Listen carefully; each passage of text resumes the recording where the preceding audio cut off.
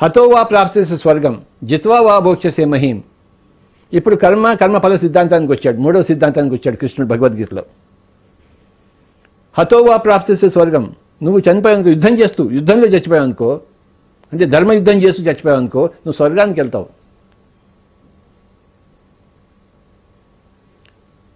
ధర్మయుద్ధం చేయకుండా ఇంటికి పోయి తోక ముడుచుకుని పోయి ఎక్కడో ఇంట్లో నువ్వు మీ వరండాలో మీ పాత ఇంట్లో నువ్వు చచ్చావనుకో, నువ్వు పితృలోకానికి వెళ్తావు, కానీ స్వర్గలోకానికి వెళ్ళావు. అంటే మామూలుగా చనిపోయావు, నువ్వు యుద్ధంలో చనిపోలేదు, నీ కర్తవ్యంలో నువ్వు చనిపోలేదు, నువ్వు కర్తవ్యాన్ని వదిలిపెట్టేసి వచ్చావు, నువ్వు దాని ఫలం నువ్వు అనుభవిస్తావు. హతో వా ప్రాప్స్యసి స్వర్గం, నీ యుద్ధభూమిలో చచ్చిపోతే నువ్వు స్వర్గానికి వెళ్తావు, నీ కర్తవ్యంలో నువ్వు చేస్తూ చచ్చిపోయావు. Your death on duty, not off duty. నువ్వు గెలిచావా, ఇదంతా నీదే, నువ్వే రాజు అవుతావు. జిత్వా వా భోక్ష్యసే మహీం తస్మాత్ ఉత్తిష్ట కౌంతేయ యుద్ధాయ కృతం, యుద్ధం చేయబోయా అన్నాడు. ఈ రెండు ఆప్షన్స్లో యుద్ధం చేయాలా, ఇంటికి వెళ్ళిపోవాలా, యుద్ధం చేయకుండా నువ్వు యుద్ధం చేయని చెప్పాడు. చేస్తావో చేయవో నీ ఇష్టం, కానీ నేను మటుకు నీ ప్లేస్లో ఉంటే నేను యుద్ధం చేస్తాను. యుద్ధంలో చావచ్చు నేను, సో వాట్. యుద్ధంలో చావడం ఎంత బాగుంటుందో, అది స్వర్గలోకానికి వెళ్తావు డైరెక్ట్గా. లేకపోతే పితృలోకానికి వెళ్ళాల్సి మళ్ళీ అతవత్ పరపరగా వెళ్ళాల్సి వస్తుంది. నీ కర్తవ్యంలో నువ్వు ఉండు, నీ కర్తవ్యంలో చావు రావచ్చు, ఎందుకు రాదు.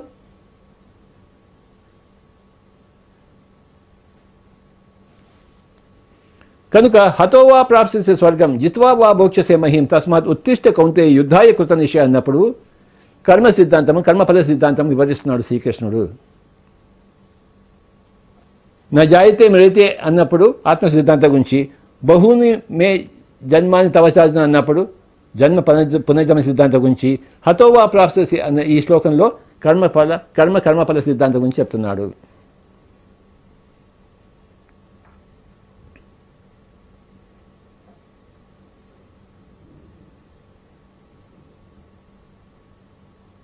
ఆరు సిద్ధాంతాలు ఉన్నాయి my dear friends. Pyramid spiritual science movement ఇది. ఇక నెక్స్ట్ సిద్ధాంతంకి వెళ్దాం మనం. పురోగమన సిద్ధాంతం అంటే the principle of constant evolution. నాయన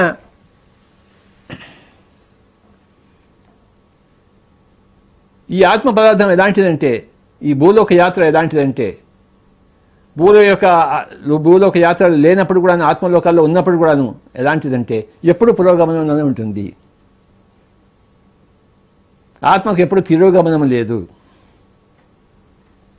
ప్రతి అనుభవము, నువ్వు భూలోకాలకు వచ్చినా లేకపోయినా, ఇక్కడ జన్మ ఎత్తినా ఎత్తకపోయినా, నువ్వు ఏ లోకంలో ఉన్నా, నువ్వు ఏ కర్మ చేసినా, నువ్వు ఎప్పుడు పురోగమనంలోనే ఉంటావు.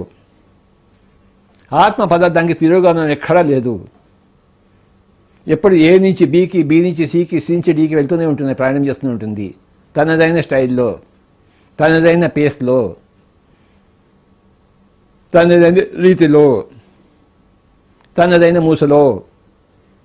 ఏం చేసినా ఏం చేయకపోయినా, చేసేయడం ఒక అనుభవం, చేయకపోవడం ఒక అనుభవం, ఈ రెండు అనుభవాల్లోనూ అది ముందుకే ప్రయాణిస్తూ ఉంటుంది. The law of constant progression. కనుక దేనికి ఏడుస్తున్నావా నువ్వు ధ్యానం చేసినా చేయకపోయినా నువ్వు పురోగమనంలో ఉంటావు. నువ్వు తాగినా తాగకపోయినా పురోగమనంలో ఉంటావు. నువ్వు ఏది చేసినా దాని ఫలం అనుభవిస్తుంటావు, దాని ఫలం వల్ల పురోగమనంలో ఉంటావు. ఎందుకంటే ఈ కర్మ చేస్తే ఈ కర్మ ఫలం అనుభవిస్తావని నీకు తెలుస్తుంది. కనుక అది ఆ తెలియడంలోనే నువ్వు పురోగమనం ఉంది. కర్మఫల సిద్ధాంతం ద్వారా నువ్వు పురోగమన సిద్ధాంతంలో ఉందని నువ్వు తెలుసుకుంటావు. నువ్వు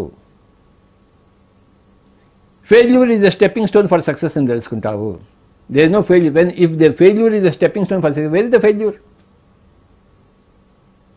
There is no failure. ఏ ఆత్మ ఎక్కడ ఓడిపోలేదని తెలుసుకుంటావు. ప్రతి ఆత్మ కూడా విజయమే అని తెలుసుకుంటావు. ఆత్మ పదార్థంకే విజయం. మనం ఆత్మ పదార్థం, విజయం లేకుండా ఎలా ఉంటుంది? నువ్వు విజయం లేదని అనుకుంటావు, అది వేరే మాట. కానీ విజయం ఉంది అక్కడ. ఎప్పుడు నేను విజయంలో ఉందని తెలుసుకోవడమే నువ్వు జ్ఞానివి కావడము. నా కర్మల ఫలితాన్ని నేనే అనుభవిస్తున్నాను తెలుసుకోవడమే జ్ఞాని యొక్క లక్షణము. నేను ఎన్నో జన్మలు ఎత్తాను అని తెలుసుకోవడమే జ్ఞానం.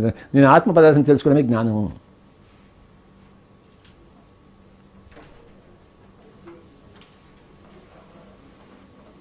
కనుక ప్రతి ఒక్కళ్ళు ప్రతి ఆత్మ కూడా పురోగమనం ఉంది కనుక ఎక్కడ చింత అనేది లేదు.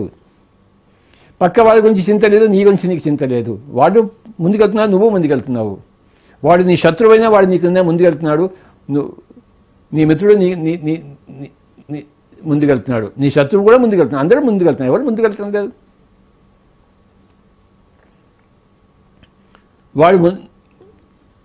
వాడు ముందుకు వెళ్తాను లేదా అనుకుంటున్నావు, నేను ముందుకు వెళ్తాను లేదా అనుకుంటున్నావు, అంతే. నీ అనుకోవడం తప్పు, వాస్తవానికి అది నిజం కాదు. అది పురోగమన సిద్ధాంతం, లా ఆఫ్ కాన్స్టెంట్ ఎవల్యూషన్. నువ్వు ఏది చేసినా ఏది చేయబోయినా నాకు సమ్మతమే అని చెప్పాడు. నీ ఇష్టం వచ్చినా నువ్వు చేయన్నాడు. యథా ఇచ్చేస్తే తథాకురు. నీకేదైనా అనిపిస్తే నువ్వు అదే చెయ్యి. నీకు ఏది అనిపించినా, నువ్వు ఏది చేసినా నువ్వు పురోగమనంలోనే ఉన్నావు. ఒకనొక అనుభవంలో నువ్వు ఉన్నావు. ఆ అనుభవాన్ని సిద్ధింపజేసుకుంటున్నావు. ఆ అనుభవం నీకు జ్ఞానాన్ని నీకు నేర్పిస్తోంది, ఒక చిన్న జ్ఞానాన్ని. ఒక స్టెప్ పైకి వెళ్తున్నావు ప్రతి అనుభవం ద్వారా. ప్రతి కర్మ ఫలితం రెండు కలిపి ఒక అనుభవం. ఒక కర్మ ఫలితం రెండు కలిపి ఒక అనుభవం. ఆ అనుభవం నుంచి నువ్వు జ్ఞానం సంపాదించుకుంటున్నావు. అనుభవమే జ్ఞానం అని చెప్పాం కదా మనం. కనుక ఏదైనా అనుభవించు, ఏదైనా చెయ్యి. నువ్వు ముందుకెళ్తున్నావు. నీకేది అనిపిస్తే అది చెయ్యి. నువ్వు నిద్రపోవాలనుకున్నా నిద్రపో, కుంభకర్ణుడిలాగా. నీకు ఒక అనుభవం వస్తుంది. ఏదో రావణాసుడిలా తపస్సు చేస్తావో నీ ఇష్టం, అదొక అనుభవం వస్తుంది. రావణాసుడిలా కంటకుడిలా ఉంటావో అదో నీకు అనుభవం ఇస్తుంది. లేదు రాముడిలాగా నువ్వు లోక సంరక్షణ చేస్తావు, అదొక నీకు అనుభవం. నీ ఇష్టం, ఏదైనా చేయి. నువ్వు నీకు ఒక అనుభవం వస్తుంది. దాన్ని చేయడం వల్ల ఆ అనుభవం నేను ముందుకు తీసుకెళ్తుంది. The law of constant progression. ఇంకా తర్వాత ఏం చెప్పాడు? 5వ సిద్ధాంతానికి వచ్చాడు. 5వ సిద్ధాంతం ఏంటి?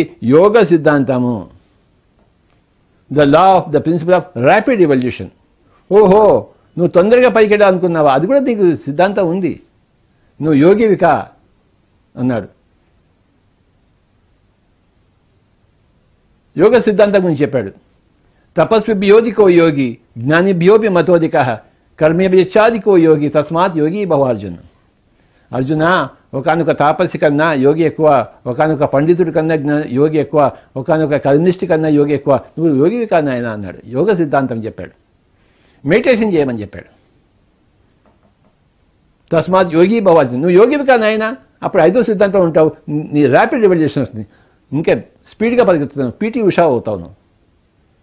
అందరూ పరిగెత్తుతున్నావు కానీ నువ్వు పీటీ ఉషా అవుతావు నువ్వు. Rapid evolution. బుద్ధుడు 5.5 సంవత్సరాలు ధ్యానం చేసి ఆయన బుద్ధుడు అయ్యేస్తాడు. ర్యాపిడ్గా చేశాడు. తన జర్నీని ర్యాపిడైజ్ చేసుకున్నాడు ఆయన బుద్ధుడు. నువ్వు కూడా చెయ్యి.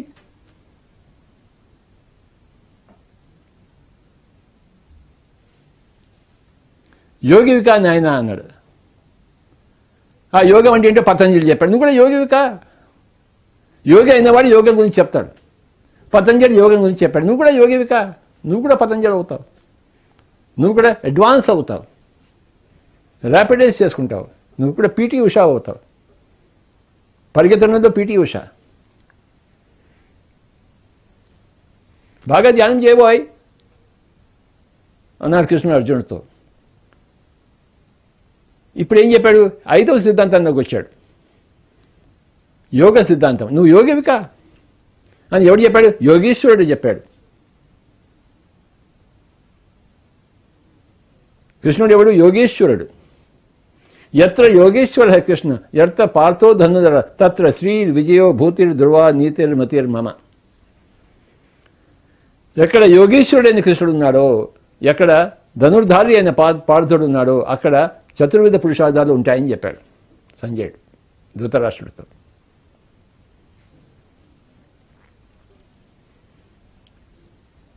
కృష్ణుడు ఎవడు? యోగేశ్వరుడు. 5వ సిద్ధాంతం ఏంటి? యోగ సిద్ధాంతం.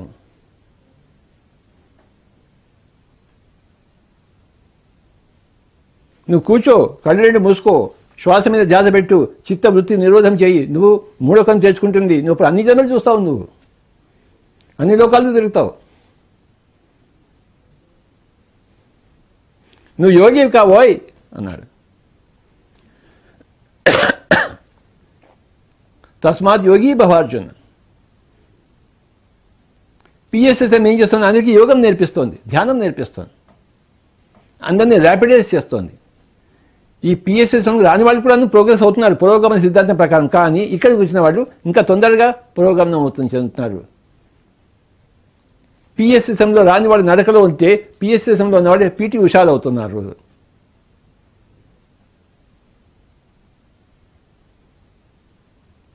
కనుకనే పిఎస్ఎస్ఎంలో చేరండి అని చెప్తున్నాం. స్పిరిచువల్ సైన్స్లో చేరండి అని తెలుసుకొని చెప్తున్నాం. యోగంలోకి రండి అని చెప్తున్నాం. ర్యాపిడైజ్ చేసుకోండి, మరింత వేగవంతం చేసుకోండి మీ యొక్క పురోగమనాన్ని, మరింత తీవ్రతమం చేసుకోండి అని చెప్తున్నాం. 5వ సిద్ధాంతం గురించి చెప్తున్నాం.